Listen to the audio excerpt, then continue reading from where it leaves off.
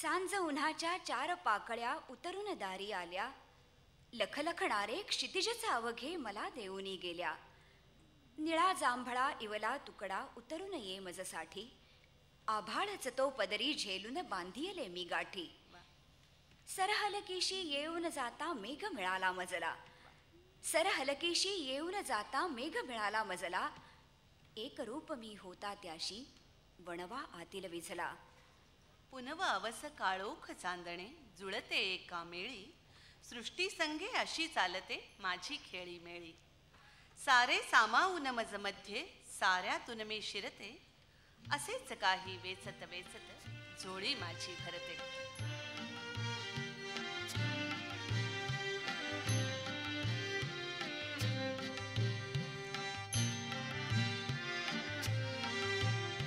मला वाटते रे नवा जन्म घेऊ, मला वाटते रे नवा जन्म घेऊ. नवे श्वास गुंफू, नवे गीत गाऊ, मला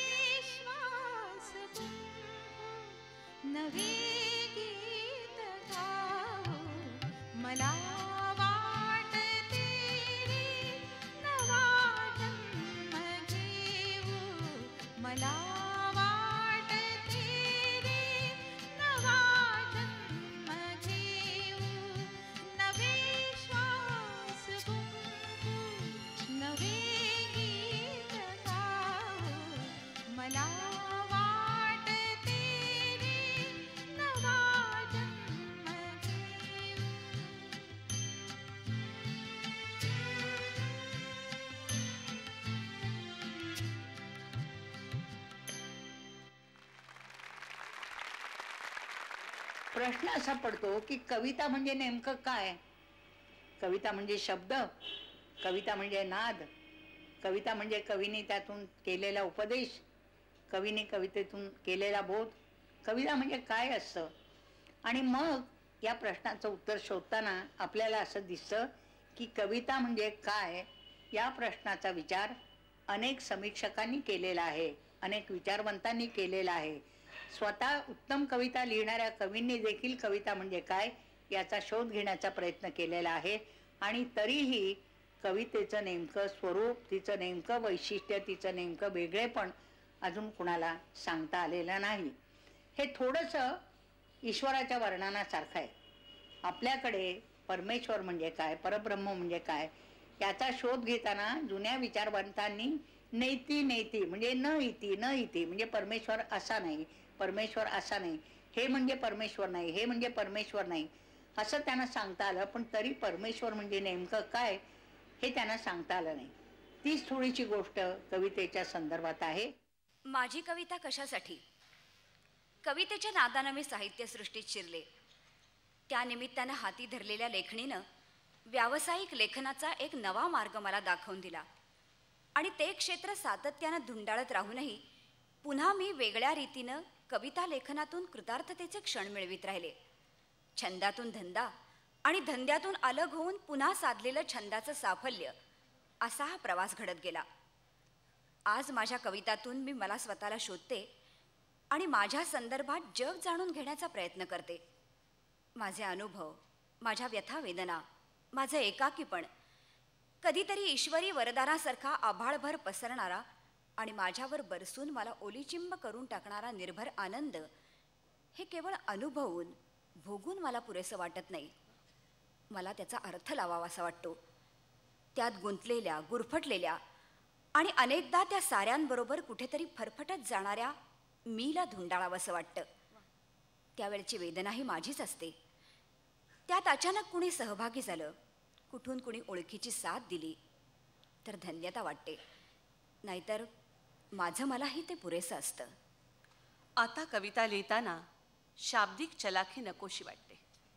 केवळ नादमधुर, गोड, रुणझुणते शब्द समाधान देत नाही. शब्दातून पण शब्दापलीकडे जावंसं वाटतं. एकेकाळी शब्द हा मला जगाशी जोडणारा सगळ्यात मोठा दुवा वाटत असे. आता जाणीव होते की शब्दांना शब्द भेटतीलच असं नाही, शब्दांनी शब्द पेटतीलच असं नाही. माझ्या कवितेतून चाललेला हा माझा आणि माझ्या संदर्भात जगाचा शोध कधी संपेल असं वाटत नाही. आपल्यासाठी अनेक जण अनेक प्रकारांनी काहीतरी करत असतात. त्यामध्ये लढवय्ये वीर आहेत, त्यामध्ये समाजाचा विचार करणारे समाजसेवक आहेत, त्याच्यामध्ये उत्कृष्ट ग्रंथ लिहिणारे साहित्यिक आहेत. नाना प्रकारच्या लोकांनी नाना तऱ्हेनं जगासाठी काहीतरी केलेलं आहे. पण कवींचं ऋण आपल्यावरती फार मोठं आहे. आणि हे ऋण काय आहे हे कुसुमाग्रज यांनी आपल्या एका सुंदर कवितेत सांगितलेलं आहे. ती कविता मी आता आपल्याला म्हणून दाखवते. पदी जळत वालुका वर उधाणलेली हवा, जळास्तव सभोवती पळत असे मृगांचा थवा. पथी विकलता यदा श्रमुनी येत असे पावला, तुम्हीच कवी हो दिला मधुरसा विसावा मला. अहो उफळला असे भवती हा महासागर, धुमाळुनी मदांधया उसळतात लाटावर. अशा अदय वादळी गवसता किती तारवे, प्रकाश तुमचा पुढे बघून हर्षती नाखवे. असाल जळला तुम्ही उजळ ज्योतिया लावता, असाल कढला असे प्रखर ताप हा साहता. उरात जखमा तरी रुधिर वाहिनी रोधुनी, तुम्ही सतत ओतरी स्वरगटात संजीवनी. नकोत नसली जरी प्रकट स्मारकांची दळे, नकोत नसली जरी प्रकट स्मारकांची दळे. असंख्य हृदयी उभी असती आपुली देवळे. तेव्हा या कवींचं स्मारक असो नसो, आपल्या सर्वांच्या हृदयामध्ये, रसिकांच्या हृदयामध्ये यांची स्मृती, यांच्या कवितांची स्मृती, यांच्या शब्दांची स्मृती हीच त्यांची स्मारक आहे.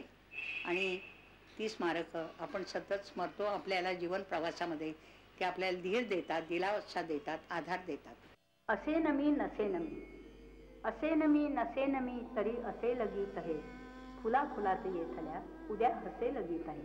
स्वये मनात जागते न सूर ताल मागते, स्वये मनात जागते न सूर ताल मागते, अबोल राहुनी स्वतः अबोध गुज सांगते, तृणात फूल पाखरू तसे बसेल गीत हे, असे नवी नसे नवी तरी असेल गीत हे.